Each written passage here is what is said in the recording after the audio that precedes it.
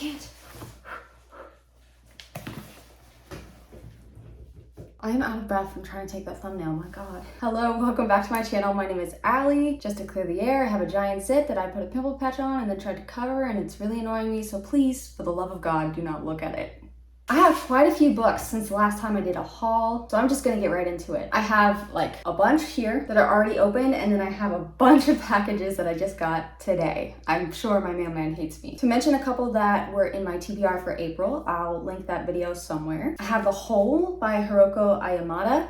This is a retelling of Alice in Wonderland. It's a Japanese tiny little book. It's stunning. Then we have Big Swiss. This is about a woman who transcribes like sex therapy sessions, and she falls in love with one of the clients, and I think attempts to like meet her in real life and pretend she doesn't know who she is. I mean, judging by this unsettling but absolutely gorgeous cover, I'm guessing it doesn't go well. We'll see. Or maybe that's like a face of pure elation. I don't think so. Last month I got the second and third book from, I think this is called the Maid series. It's mafia romance, baby. This one is about a woman who's like married to a really old guy and she's just hoping so she can just live in peace. But she's sort of fallen for the dirty Fed, the dirty FBI agent. And when I mean dirty, I mean it in multiple ways. And then this one, I haven't read yet, but it's about a woman who's traveling to Russia, and then she falls in love with a man, but it sounds like he kidnaps her. And then I had to buy the other books in the Daisy Hates series. It's not the Daisy Hates series, it's the Magnolia Park series, but I like Daisy Hates more, so. This is the third one, The Long Way Home, Magnolia Parks, following Magnolia and BJ, that is his name. And then The Great Undoing of Daisy Hates follows Daisy and her shenanigans. She's actually not that much better than Magnolia, but this one is sort of mafia, like Daisy is sort of mafia. That's why I like it. I'm on a kick right now. Also, romance series that I've purchased all of them. This is the last book in the Dreamland Billionaires series. I still don't understand why I bought this one because I didn't enjoy the first two, but I have them all now. It is kind of annoying that the pages are like different colors, but whatever. If you've read all of these, oh my God, this doesn't even match. If you've read all of these, let me know which one's your favorite, because I think eventually I will be trying to finish the second one. It wasn't as annoying as the first one. Oh, I should probably explain what these are. This series is about these brothers, these rich billionaire brothers. Their grandfather is like the creator of Disney World, but not like actually Disney World, a fictionalized version. And in his will, he gives them like sort of missions to complete. It's not like an action movie, but different things that they have to do in order to get their inheritance. And then I got Rhapsodic by Laura Thalassa. I surprisingly had never heard of this until just recently. This is another series. I'm not gonna be continuing though, unless I get them for free. Also, I got this like used copy and it's sticky and I don't enjoy that. This is about, oh my God, what is this about? It's kind of like Addie LaRue, this book. Actually, it's not like that at all. Okay. In this fantasy world, there's this girl and she's a siren, which is kind of interesting actually. She can kind of convince people to do things. She has compulsion kind of thing. And then there's this guy who is sort of the king of the underworld kind of thing, and he strikes bargains with people. There's two timelines here when she's a child, which is just a little weird. And it goes from when she's growing up and they have a friendship that grows to more. I liked it better than I thought I did, but I'll get into that in a wrap up. It was interesting. Okay, now onto books that I don't think I've read any of these. Really good actually. I got an ARC from Goodreads. I won an actual Goodreads, what's it called? Giveaway. I think this is just a contemporary fiction about a girl who's not doing great, especially, you know, based on this. She's getting divorced, she's broke, her thesis is going nowhere. It's supposed to be laugh out loud funny and filled with sharp observation. Then I got like a coffee table book. I got the Dictionary of Obscure Sorrows. I'd seen this, I did not realize it was so tiny. These are random words that mean random things, such as Fitzcarraldo. A random image that becomes lodged deep in your brain, may be washed there by a dream or smuggled inside a book or planted during a casual conversation, which then grows into a wild and impractical vision that keeps scrambling around in your head, itching for a chance to leap headlong into reality. That's a wordy definition. I also got Everyone's an Alien When You're an Alien Too, with this cute little spelling. I've heard so many cute things about this book. It's all scratched up, which I'm sad about. I feel like I'm going to speed through this whenever I do read it, and I'm hoping it's uplifting. I then had the dying urge to purchase Macbeth by Shakespeare. Despite graduating high school and studying English literature, taking Shakespeare classes, I never read Macbeth, and I just felt left out. I know the gist of the story, but it's one I feel like I deserve to read. Then I got All This Could Be Different by Sarah Thankam Matthews. I really like this cover. I kind of forget what this is about. It's about a young immigrant building a life for herself, a warm, dazzling, and profound saga of queer love, friendship, work, and precarity in 21st century America. Oh no, I feel like this might be sad. I hope it's like sad so that you can be lifted up. I might have already mentioned this, but I got Self-Portrait with Nothing by Amy Pakwatka. I think this is a story about a woman whose mother like paints self-portraits, and each one, it's like self-portraits of her, the daughter. There's like alternate realities of like how her life could have been. And I don't know if it's like literally parallel universes or it's like a big metaphor, or maybe both. I hope it's a little both. And then I got Marvelous by Molly Greeley. I think I had this on like books that are coming out in winter. This is a retelling of Beauty and the Beast. In the flap it says it's the true story. I don't know if that's like the true story or some sort of actual true story. It sounds like a boy who has that disease where you're just like super hairy, gets sold into like human trafficking and kind of sold as this circus freak to a king. I started listening to the audiobook from my library, and it was very, very sad and very good. And I just wanted my heart ripped out, so I bought it so I could finish it physically. It was a lot though, like him getting kind of kidnapped and just treated like an animal. It was really heartbreaking. And I didn't read even that much of it. It also starts off in the first chapter saying how the beast dies. So there's that. It sounds very happy. Gods of Want, Stories by K. Ming Chang. First of all, this cover is absolutely stunning. I also borrowed this from my library. Not this, like I bought this, I didn't steal it. I read the first story and I fell in love, and I had to have this for myself. The first story, it was called Aunt Land. And it's just the narrator talking about all the aunts that she had and like how random they were and like all the things they did. It's just one fucking long paragraph and it's amazing. And it's like a little funny and a little heartbreaking, which is exactly what I love. Oh, I also got, you know what's sad? Book Depository is like going out of business. RIP. This was my last purchase from Book Depository. Oh god, I still can't say their name. This is the French version of Twilight. Oh my god, it is large ass print. I took 7 years of French. I'm pretty good at reading it, cannot speak it for shit, and I definitely can't understand it through my ears. But I thought, just for fun, I could read this every now and then while I'm sitting on my couch being lazy. And then the last of the ones I already have open is Hot Stew by Fiona Mosley. I have no idea what it is about. In the flap, they've named about 12 characters. I might be exaggerating. 7 characters. So I'm wondering if they're actual short stories or like something like that. This rich woman's trying to make condos and kicking out tenants of like the spot that's already there. And it's about all the colorful assortment of characters finding themselves caught up in the fate of this property.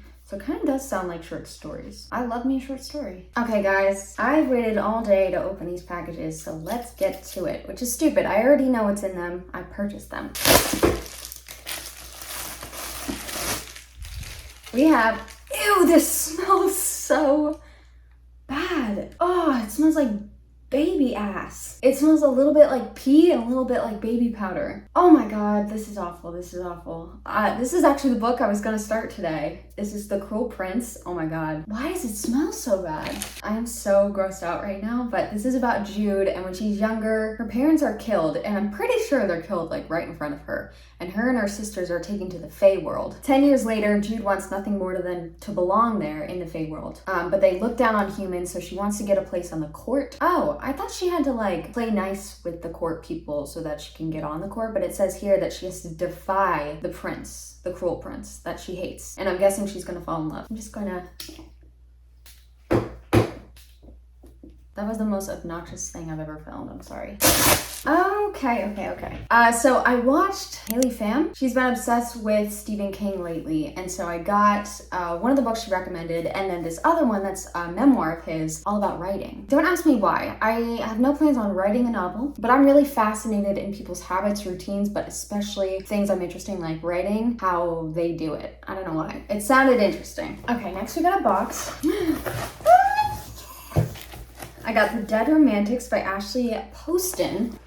Smells like a sweaty man. What is going on with the post office? This is about a girl who's a ghostwriter. This girl's dad dies and her editor is giving her grief at the same time. So she goes back to her hometown and she finds a ghost standing at the funeral parlor's front door. And I think it's her editor, the one who's giving her a hard time. Yes, I've heard very good things about this, so I'm excited to get the physical copy too, because I think I started this with the audiobook. I wasn't like really connecting with it, so I think the physical version will help. Then I got Once Upon a Broken Heart by Stephanie Garber. This is the author of the Caraval series. I never read that series. I really didn't have an interest, but I've been hearing so much about this spin-off. It's in the same universe, but I've heard that you can read it like without reading the Caraval series. Is this the first one? I think the second one's in here somewhere. I have no idea what this is about, and I'm not gonna read the back because I'm gonna be reading it in the next few days, so I just wanna kind of jump in. But I believe it's a young adult fantasy romance.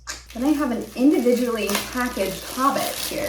Oh, this is beautiful. I've always wanted to read The Hobbit, and my friend has been pushing me to read the Lord of the Rings trilogy, and he even gave me like his mass market paperback copies, which I can't stand reading those. So I'm gonna purchase my own like nice floppy ones. But I wanna read The Hobbit first because it was published first, and that's the one I've always wanted to read. Like, I've been dying to read. I have no idea when I'm actually gonna read it though, so we shall see. Then I have Just My Type by Fallon Ballard. I also tried this on audiobook from the library. For some reason, I had like zero interest in reading it. I think it's because there's some sort of competition. It's like a second chance romance, but then she has to compete with her ex for something. I don't know, that just sounds so stressful. It doesn't sound cute, but I know it's going to be, and people have been giving this like 5 stars, so I need to read it. And then we have Six of Crows. This cover's like all messed up. Hold on. I feel like this cover doesn't even fit on this book, so I'm just going to cast it aside. I have wanted to read this for a while. This is another one where I don't want to finish this Shadow and Bone series. I read the first one and it was fine, but I have watched the first season of the TV show, and these guys just seem way cooler. And they seem more interesting, and they have that bad boy energy. I need it. Plus, this cover is pretty cool. Too bad I can't put it on my book. Then I got Billy Summers by Stephen King. This was the first book that Haley from that video I was talking about. This was her first Stephen King novel, and she gave it 5 stars, and she's absolutely obsessed with it. And she said there was like a surprising romance in here. But I think it might be also about a killer, like a serial killer. Sounds like a mafia romance to me. I don't know, Mr. King. I've never read a Stephen King. I have what is it called? Fairy Tale over there. But based on some of the reviews, I wanted to read something else like the first time I ever read him. So I picked this, Billy Summers. Let's go. And then we have The Ballad of Never After, which is the second book to this. I should have gotten like the same type, whatever. Again, no idea what it's about. I heard the romance in this second one is excellent though. I'm ready for it. Oh, and then I got You Wouldn't Dare, a novel by Samantha Markham. This is YA contemporary, I think, romance. I originally got this e-arc from NetGalley because it said, for fans of Sarah Dessen, and I could not be stopped from pressing request. I am obsessed with Sarah Dessen. I was obsessed with her growing up. I love her books. I love her. This is a rom-com about trying to have the summer of your life before everything changes, only to realize change might be exactly what you need. Sounds like a Sarah Dessen book. I'm gonna try to lower my expectations though, because the last time I went in with a this is like Sarah Dessen recommendation, it didn't go so well. So I'm just going to treat this fairly. Okay, we have There Are No Saints by Sophie Lark. This is like serial killers falling in love, and probably smut, knowing Sophie Lark. Then I have The Insatiable Volt Sisters. This is so little, it's like so short. Okay, so in the summer of 1989, Beatrice and Henrietta Volt, they are children, I don't know what age they are, but they're twins, and something happens and they're separated. Then we get like a 10-year time jump, and one of the sisters desperately calls her now estranged sister. The father has died and she needs to come home. It explores inherited trauma and the siren call of monsters, real and imagined. Oh my god, there's someone staring at me. Also, Mr. Paul Tremblay says this is weird and exhilarating and funny and sad and disturbing and scary and poignant and righteous, and I could go on. That sounds amazing. Then we have Romantic Comedy by Curtis Sittenfeld. I am so excited to read this because this author wrote Prep, which I read, I think, either in 8th or 9th grade. I was obsessed with it because it was one of the first books that had an account of a teenager's life, and it wasn't really a happy book, and it wasn't a sad book either. It was just kind of point blank. So I'm interested to see how this goes because how everyone's describing this is like it's a romance, and that would be very different from Prep, but also I would read anything from this author just based on how much I enjoyed that book. I think this is about a woman who is a